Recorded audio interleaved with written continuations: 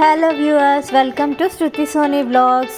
So నా ఛానల్ని first time కనుక చూస్తున్నట్టయితే వెంటనే నా ఛానల్ని సబ్స్క్రైబ్ చేసుకోండి.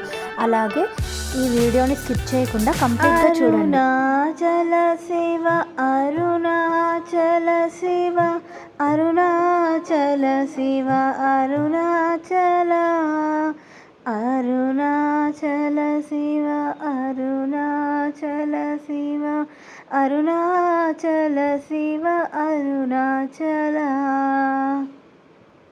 సో నేను ప్రీవియస్ వీడియోలో నేను కాణిపాకం ఇంకా గోల్డెన్ టెంపుల్ విజిట్ చేశామని చెప్పాను కదండి. సో ఈ వీడియోలో నేను అరుణాచలం రీచ్ అయిన తర్వాత నా జర్నీ ఎలా ఉంది అనేది ఈ వీడియోలో చూపిస్తాను. సో మేమైతే ఆల్మోస్ట్ 7:30కి అరుణాచలం అయితే రీచ్ అయిపోయామండి. సో ఇది తమిళ ఉంది అరుణాచలం.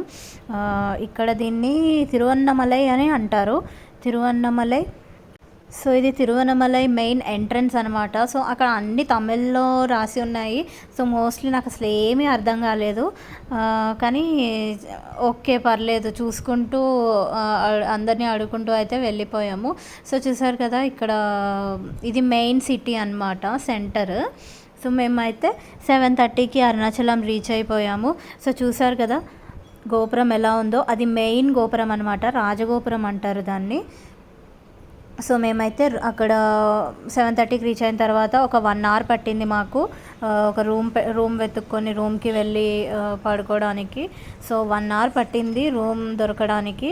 సో ఇంకా ఆ రోజు అంటే ఆ నెక్స్ట్ డే చాలా పెళ్ళిళ్ళు ఉన్నాయి అక్కడ, ప్లస్ ఇంకా పౌర్ణమి కూడా 2 డేస్లో ఉండడం మూలన చాలా అంటే చాలా రష్ ఉంది. సో మేమైతే ఆల్మోస్ట్ ఒక 7:30కి వెళ్ళాం కదా, 8:30 వరకు మాకు రూమ్ దొరికింది. సో తర్వాత ఇంకా రూమ్లో ఫ్రెష్ అయ్యి మళ్ళీ బయటికి వెళ్ళి అక్కడ సాంబార్ ఇడ్లీ ఎక్కువ దొరికిందండి.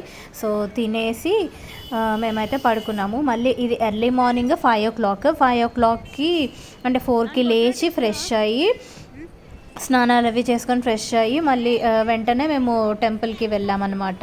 సో అంటే అక్కడ నైటే మాకు అర్థమైపోయింది చాలా రష్ ఉంది అని. సో అందుకని ఇంకా మార్నింగ్ లేచి గిరి ప్రదక్షిణకి ఏం వెళ్ళకుండా డైరెక్ట్ మేము దర్శనంకి వెళ్ళిపోదామని రెడీ అయిపోయాం అనమాట. సో ఇది మెయిన్ టెంపుల్కి గోపురం అనమాట. సో ఇక్కడ బయట చూసారు కదా, ఎర్లీ మార్నింగే ఎంత రష్ ఉందో అక్కడ. సో టెంపుల్కి ఎదురుగుండా అయితే మెయిన్గా అక్కడ దీపాలు, ప్రమిదలు, ఇలా కొబ్బరికాయలు, కర్పూరం బిళ్ళలు ఇవన్నీ అయితే అంటే గుళ్ళో వెళ్ళి మనం శివాలయంలో దీపాలు పెడతాం కదా, సో అలా మనకు కావాల్సిన ఐటమ్స్ అన్నీ అక్కడ ఉన్నాయి. సో ఇది మెయిన్ ఎంట్రన్స్ ఎదురుగుండా ఉందన్నమాట. సో అక్కడ నిప్పు ఉంది కదా, దాంట్లో అయితే అందరూ అక్కడ హారతి బిళ్ళలు కొనుక్కొని అక్కడ వేస్తున్నారు. జస్ట్ 5 రూపీస్కి ఒక చిన్న హారతిది అంత కర్పూరం బిళ్ళ ఉంటుంది కదా, కర్పూరం బిళ్ళ ఇస్తుంది. సో మేము కూడా తీసుకొని సో మేమైతే వెంటనే లైన్లోకి వెళ్ళి నించున్నాము.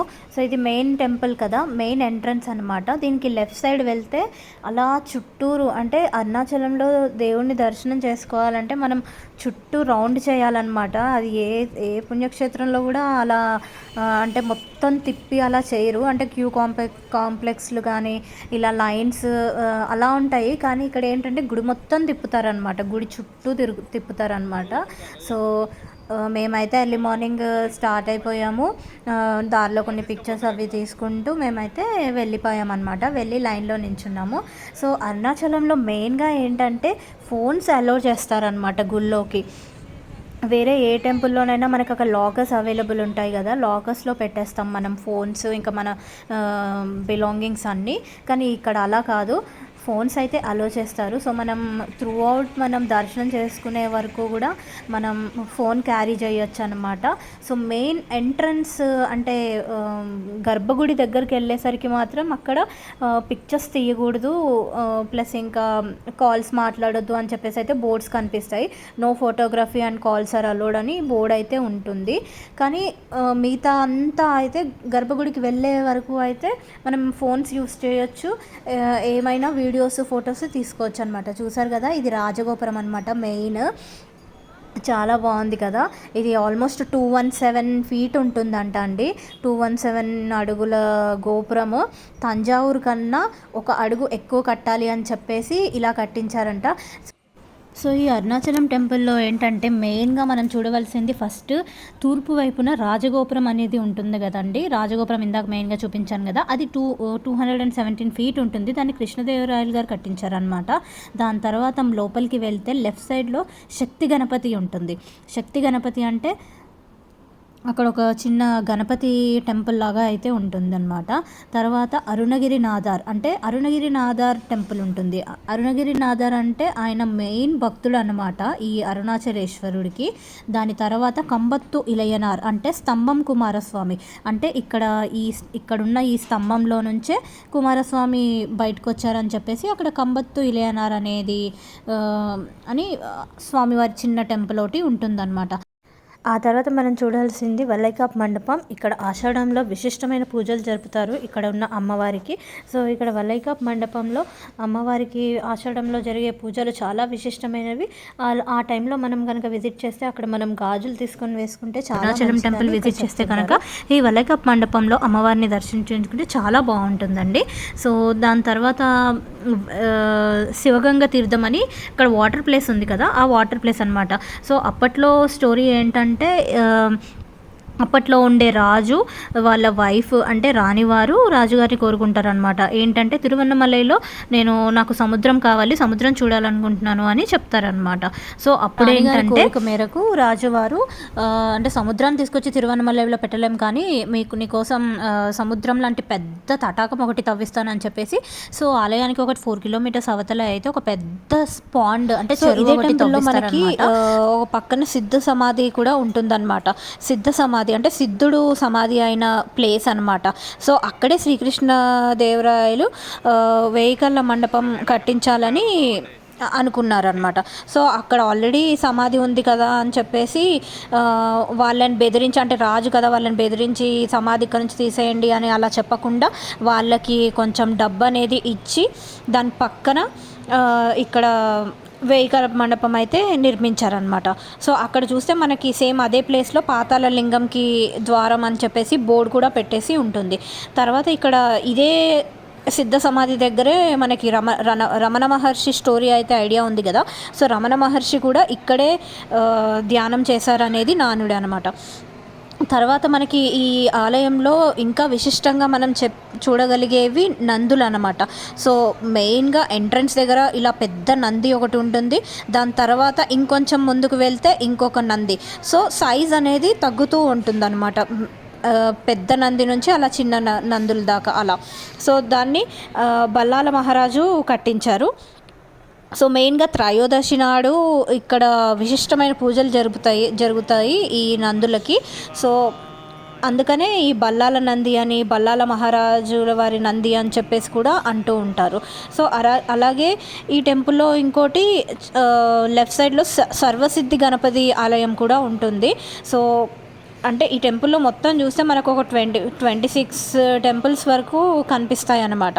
సో అలాగే కళ్యాణ సుందరేశ్వర టెంపుల్, కాలభైరవ టెంపుల్ కూడా అంటే పెద్ద ఆలయంలోనే చిన్న చిన్న టెంపుల్స్ ఇవన్నీ కూడా ఉంటాయి అన్నమాట. సో కాలభైరవుడు ఈ ఆలయానికి ద్వారపాలకుడు అనమాట. సో అప్పట్లో టిప్పు సుల్తాన్ కాలంలో మామూలుగా సౌత్ ఇండియాలో ఉన్న టెంపుల్స్ అన్నీ టిప్పు సుల్తాన్ వాటిని పడగొట్టేయడం కూల్చేయడం ఇవన్నీ చేస్తున్నప్పుడు సో ఈ ఆలయానికి కూడా వచ్చినప్పుడు కాలభైరవుడిని చూసే టిప్పు సుల్తాన్ భయపడి వెళ్ళిపోయాడు అనమాట. సో అంత మహిమగల అనమాట కాలభైరవుడు. సో కాలభైరవుడిని కూడా మనం ఇక్కడ దర్శనం చేసుకోవచ్చు అనమాట. సో అలాగే ఇంకొక నీటి గుండం ఉంటుంది, దాన్ని బ్రహ్మతీర్థం అని అంటారు. సో చూసారు కదా ఇందులో ఇది బ్రహ్మతీర్థం అనమాట. సో అలాగే అరుణగిరి నాదార్ టెంపుల్ ఒకటి ఉంటుంది. తర్వాత సుబ్రహ్మణ్య స్వామి. సో మెయిన్గా ఒక 3 to 4 కుమారస్వామి టెంపుల్స్ అయితే మనకి ఈ ఆలయంలో దర్శనం ఇస్తాయి. సో అలాగే కిల్లి గోపురం అంటే మొత్తం టెంపుల్లో 4 గోపురాలు ఉంటాయి. ఒకటి పేయి గోపురము, రాజగోపురము, అమ్మాన్ గోపురం, కిలి గోపురం అనమాట. సో మెయిన్గా ఈ కిలి గోపురం దగ్గర లెఫ్ట్ సైడ్ వెళ్తే మనకి మోహిని అమ్మవారి విగ్రహం రూపం అయితే కనిపిస్తుంది. సో అరుణాచలం టెంపుల్లోకి ఎంటర్ అయ్యాక మనం ఈ మోహిని అమ్మవారిని చూసి మోహాన్ని అక్కడ అమ్మవారి దగ్గర అంటే మోహిని దగ్గర వదిలేసి దాని తర్వాత మనం అరుణాచలంలో దేవుణ్ణి దర్శనం చేసుకోవాలి. అలాగే తిరిగి వెళ్ళేటప్పుడు అక్కడ మోహిని సైడ్ చూడకుండా మోహాన్ని మొత్తం ఇక్కడే వదిలేసి వెళ్తున్నట్టు చెప్తుంటారనమాట. సో దాని తర్వాత మనం అరుణగిరి మండపం అనేది ఒకటి చూస్తాము. అరుణగిరి మండపం అంటే అక్కడ అరుణగిరి యోగి విగ్రహం అయితే ఒకటి ఉంటుంది. దాని తర్వాత వెస్ట్ గోపురం వచ్చేసి పేయి గోపురం అని అంటారు. సో ఆ పేయి గోపురం దగ్గర మనకి లెఫ్ట్ సైడ్న 3 టెంపుల్స్ అయితే కనిపిస్తాయి. సో ఒకటి పాద మండపం, స్థూల సూక్ష్మ టెంపుల్స్ అనమాట. సో పాద మండపం అని అంటే ఏంటంటే అరుణాచలేశ్వరుడు ఫస్ట్ టైం పాదం మోపింది అదే ప్లేస్లో అనమాట. సో అందుకని అక్కడ టెంపుల్ కట్టారు. సో దాన్ని పాద మండపం అని అంటారనమాట. సో మిగతావి స్థూల మరియు సూక్ష్మ టెంపుల్స్ అంటే ఏంటంటే అరుణాచలేశ్వరుడు స్థూలంగానూ ఉంటాడు, సూక్ష్మంగానూ ఉంటాడనమాట. సో స్థూల రూపం వచ్చేసి మనకు మెయిన్గా గర్భాలయంలో అనమాట. సో సూక్ష్మంగా అంటే ఇప్పుడు ఈ ఏరియాలో అనమాట, ఈ పేయి గోపురం దగ్గర. సో మెయిన్గా ఇక్కడ ఈ రెండు సేమ్ అనే చెప్తారనమాట. గర్భాలయంలో ఉన్న స్థూల రూపము మరియు ఇక్కడ ఉన్న ఈ పాదమండపం దగ్గర ఉన్న సూక్ష్మ రూపం రెండు ఒకటే అని చెప్తారు. ఏంటంటే గర్భాలయంలో అక్కడ స్వామివారికి అభిషేకం చేస్తూ ఉంటాం కదా. సో అక్కడ అభిషేకం చేస్తే సో ఇక్కడ వాటర్ డ్రాప్లెట్స్ అనేవి ఈ సూక్ష్మ స్వామివారి మీద కనిపిస్తాయి అనేది చెప్తుంటారనమాట. సో అలాగే కనిపిస్తుంటాయి. సో అదనమాట. సో 2 టెంపుల్స్ సేమ్ అని చెప్తారు. అందుకనే ఏం చెప్తారంటే ఈ పేయి గోపురం దగ్గర ఈ పాదమండపం చుట్టూ ఒక 11 ప్రదక్షిణాలు చేస్తే దట్ ఈజ్ ఈక్వల్ టు గిరి ప్రదక్షిణ అని కూడా చెప్తుంటారనమాట. సో మెయిన్గా ఈ పాద మండపం దగ్గర పాదాలు మోపడం అంటే సో ఈ స్టోరీ తెలుసు కదా మీకు. ఇక్కడ అరుణాచలేశ్వరుడు అగ్నిలింగం అని చెప్తాం కదా. సో అగ్నిలింగం